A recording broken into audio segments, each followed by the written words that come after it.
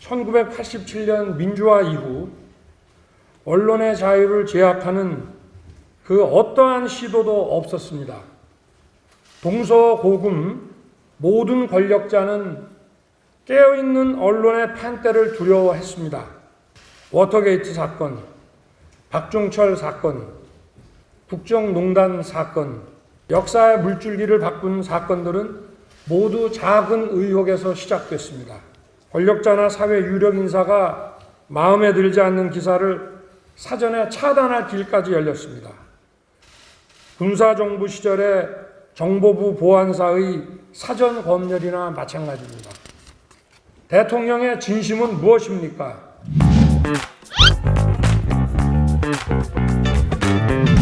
언론과의 소통이 궁극적으로 국민과의 소통이라고 생각하고 앞으로도 민심을 가장 정확히 읽는 언론 가까이에서 재언도 쓴소리도 잘 경청하겠습니다.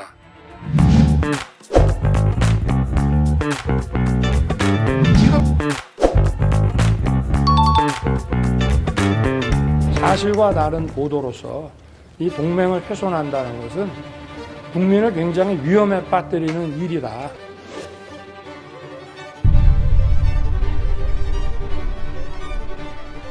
앞서 보신 것처럼 여권은 MBC가 민주당과 유착을 해서 대통령의 발언을 짜깁기하고 왜곡했다라고 주장하고 있지만 언론사들이 일제히 발언을 보도한 뒤 그날 낮 대통령실 고위 관계자가 기자실에서 브리핑을 했지만 이때에도 발언 내용에 대해 묻는 기자들의 질문에 사적인 대화라는 말만 했습니다.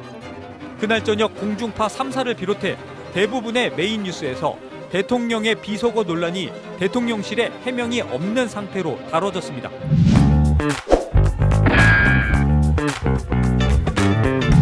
삼성과 여러 기업들이 MBC에 광고로 동력을 제공하는 것을 즉각 중단해야 하며 이는 선택이 아닌 의무라고 역설합니다.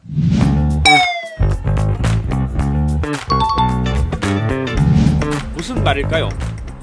수도권을 방송 권역으로 하는 TBS. 원래 서울시 소속이었다가 재작년 미디어 재단으로 독립했습니다.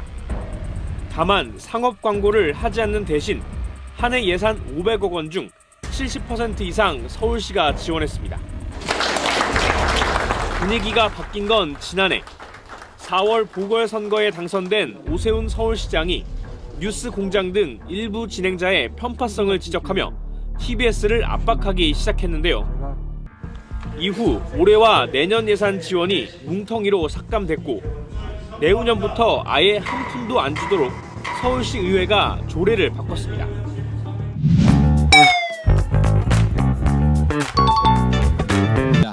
역사의 죄인으로 기록될 겁니다.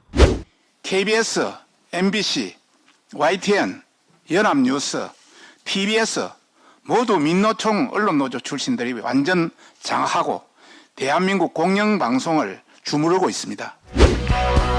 안녕하세요. 김호준입니다. 지난 목요일 리허설 없이 생중계로 진행됐다고 보도됐던 1차 국정과제 점검 회의에서 한동훈 장관은 한 국민 패널 질문에 떨린다고 말문을 열었는데 이제 삭제된 YTN 돌발 영상을 보면 한 장관이 같은 국민 패널, 같은 질문을 미리 상대하는 리허설 장면이 나옵니다.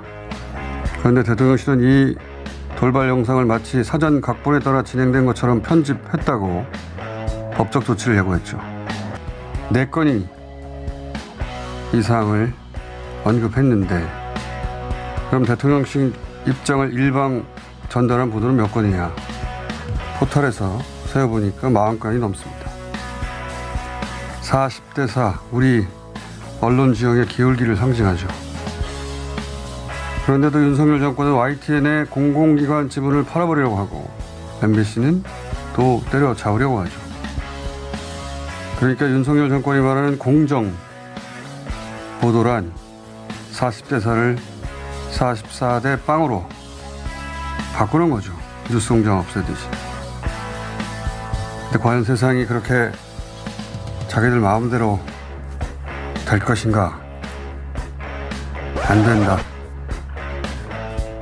김호준 생각이었습니다.